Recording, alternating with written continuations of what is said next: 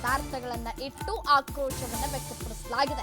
MES ಪುಂಡಾಟವನ್ನು ಖಂಡಿಸಿ ಕರ್ನಾಟಕ ಬಂದ್ ಅನ್ನ ಮಾಡಲಾಗ್ತಾ ಇದೆ.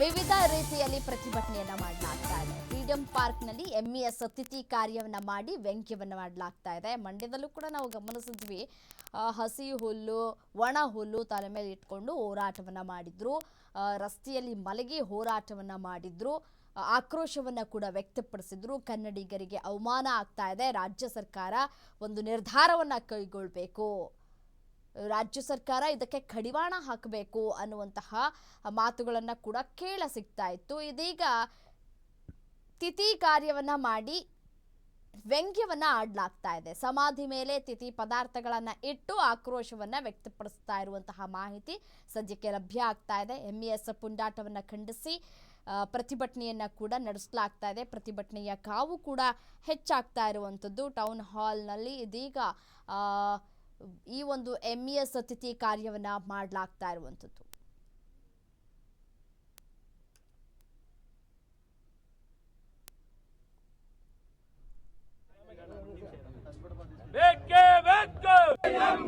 ಎಂದೆಂದು ನಮ್ಮದು ಬೆಳಗಾವಿ, ನಮ್ಮದು ಎಂದೆಂದು ನಮ್ಮದು ಬೆಳಗಾವಿ, ನಮ್ಮದು ನಮ್ಮದು ನಮ್ಮದು ಬೆಳಗಾವಿ, ನಮ್ಮದು. ಬನ್ನಿ ಬನ್ನಿ ತಿಥಿ ಕಾರ್ಯ, ಬನ್ನಿ ಬನ್ನಿ ಒಡೆ ಪೈಸೆ ತಿನ್ನಿ, ಬನ್ನಿ ಬನ್ನಿ ಒಡೆ ಪೈಸೆ ತಿನ್ನಿ, ಬನ್ನಿ ಬನ್ನಿ ಒಡೆ ಪೈಸೆ ತಿನ್ನಿ, ಬನ್ನಿ ಬನ್ನಿ ಒಡೆ ಪೈಸೆ ತಿನ್ನಿ, ಬನ್ನಿ ಬನ್ನಿ ಒಡೆ ಪೈಸೆ ತಿನ್ನಿ.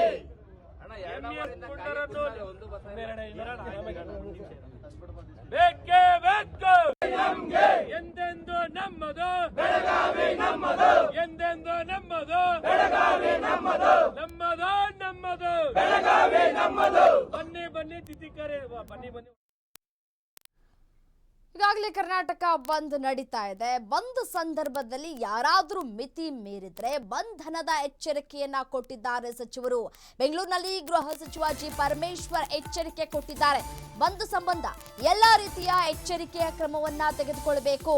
ಇವತ್ತು ಬಂದ್ ಅಷ್ಟೊಂದು ದೊಡ್ಡ ಪ್ರಮಾಣದಲ್ಲಿ ಇಲ್ಲ, ಯಾವುದೇ ರೀತಿ ಅಹಿತಕರ ಘಟನೆ ಆಗೋದಕ್ಕೆ ನಾವು ಬಿಡೋದಿಲ್ಲ, ಸೂಕ್ತ ಕ್ರಮವನ್ನ ಕೈಗೊಳ್ತೇವೆ ಅಂತ ಹೇಳ್ತಾ ಇದ್ದಾರೆ ಗೃಹ ಸಚಿವರು. ಅದೇ ರೀತಿಯಾಗಿ ಸೂಕ್ತ ಕ್ರಮವನ್ನ ಕೈಗೊಳ್ಳುವಂತೆ ಕೂಡ ಅಧಿಕಾರಿಗಳಿಗೆ ಸೂಚನೆಯನ್ನ ಕೊಟ್ಟಿದ್ದಾರೆ.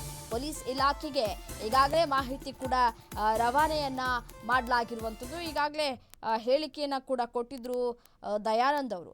ಸೊ ಯಾವುದೇ ರೀತಿಯಾದಂತಹ ಸರ್ಕಾರದ ಆಸ್ತಿ ಪಾಸ್ತಿಗೆ ತೊಂದರೆ ಆದರೆ ಯಾರು ಹೋರಾಟ ಮಾಡ್ತಾ ಇದ್ದಾರೆ, ಯಾವ ಸಂಘಟನೆಗಳು ಹೋರಾಟ ಮಾಡ್ತಾ ಇದ್ದಾವೋ ಅವರೇ ಹೊಣೆಗಾರರು ಅನ್ನುವಂತಹ ಮಾತುಗಳನ್ನಾಡಿದ್ರು. ಸೊ ಅದರ ಬೆನ್ನಲ್ಲೇ ಇದೀಗ ಗೃಹ ಸಚಿವರು ಕೂಡ ರಿಯಾಕ್ಟ್ ಮಾಡಿದ್ದಾರೆ. ಯಾವುದೇ ಅಹಿತಕರ ಘಟನೆಗಳು ನಡೀಬಾರ್ದು, ಬಂದೇನೋ ಅಷ್ಟರ ದೊಡ್ಡ ಪ್ರಮಾಣದಲ್ಲಿ ನಡೀತಾ ಇಲ್ಲ, ಸೊ ಹಾಗಾಗಿ ಎಚ್ಚರಿಕೆಯನ್ನು ತೆಗೆದುಕೊಳ್ಬೇಕು. ಇಲ್ಲಿಯವರೆಗೂ ಬಂದ್ ಅಷ್ಟೊಂದು ದೊಡ್ಡ ಪ್ರಮಾಣದಲ್ಲಿ ಆಗಿಲ್ಲ, ಇನ್ನು ಮುಂದೆ ಏನೂ ಆಗ್ತಾ ಇಲ್ಲ ಅಂತ ಹೇಳಿ ಖಾಕಿ ಮೈ ಮರಿಬಾರ್ದು. ಸೊ ಹಾಗಾಗಿ ಅಲರ್ಟ್ ಆಗಿರಬೇಕು ಅಂತ ಹೇಳಿ ಅಧಿಕಾರಿಗಳಿಗೆ ಸೂಚನೆಯನ್ನು ಕೂಡ ಕೊಟ್ಟಿದ್ದಾರೆ ಗೃಹ ಸಚಿವರು. ಮಾಹಿತಿಗಳನ್ನು ಕೊಟ್ಟು ಯಾವುದೇ ರೀತಿಯಾದ ಅಹಿತಕರವಾದ ಘಟನೆಗಳು ನಡೀಬಾರ್ದು, ನಡೆಯೋದಕ್ಕೆ ಅವಕಾಶ ಮಾಡಿಕೊಡ್ಬೋದು. ಒಂದು ವೇಳೆ ಯಾರಾದರೂ ಅದನ್ನು ಮೀರಿ ಏನಾದರೂ ಮಾಡೋದಕ್ಕೆ ಪ್ರಯತ್ನ ಮಾಡಿದರೆ ಅವ್ರನ್ನ ಅರೆಸ್ಟ್ ಮಾಡಬೇಕು ಅಂತ ಹೇಳಿ ಎಲ್ಲ ಸೂಚನೆಯನ್ನು ಕೊಟ್ಟಿದ್ದೇನೆ. ಹಾಗಾಗಿ ಇವತ್ತು ಅದೇ ಪ್ರಕಾರ ಇಲಾಖೆಯವರು ಕ್ರಮವನ್ನು ತೆಗೆದುಕೊಂಡಿದ್ದಾರೆ. ಈಗ ನನಗೆ ಬಂದಿರತಕ್ಕಂಥ ವರದಿ ಪ್ರಕಾರ ಬಂದು ಅಷ್ಟೊಂದು ದೊಡ್ಡ ಪ್ರಮಾಣದಲ್ಲಿ ಏನಿಲ್ಲ, ಶಾಂತಿಯಿಂದ ಇಡೀ ರಾಜ್ಯದಲ್ಲಿ ಇದೆ ಅಂತಕ್ಕಂಥದ್ದು. ಹಾಗಾಗಿ ಇನ್ನು ಸಂಜೆವರೆಗೂ ಅಥವಾ ಮಧ್ಯಾಹ್ನದವರೆಗೂ ನಾವು ಅದನ್ನು ವಾಚ್ ಮಾಡ್ತಾ ಇರ್ತಾರೆ ಇಲಾಖೆಯಿಂದ. ಯಾವುದೇ ಅಹಿತಕರವಾದ ಘಟನೆ ನಡೆಯೋದಕ್ಕೆ ಬಿಡೋದಿಲ್ಲ. ವಿಶೇಷವಾಗಿ ವಾಟಾಳ್ ನಾಗರಾಜ್ ಅವರು ಕರ್ನಾಟಕ ಬಂದ್ ಕರೆಯನ್ನು ಕೊಟ್ಟಿದ್ರು.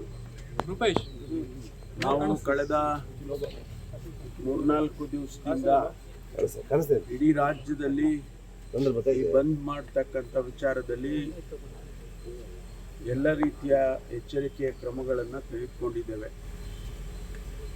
ಎಲ್ಲ ಪೊಲೀಸ್ ಡಿಪಾರ್ಟ್ಮೆಂಟ್ನಲ್ಲಿ ಎಲ್ಲ ಜಿಲ್ಲೆಯ SP ಗಳಿಗೆ, ಹಿರಿಯ ಅಧಿಕಾರಿಗಳಿಗೆ ಈಗಾಗಲೇ ನಾವು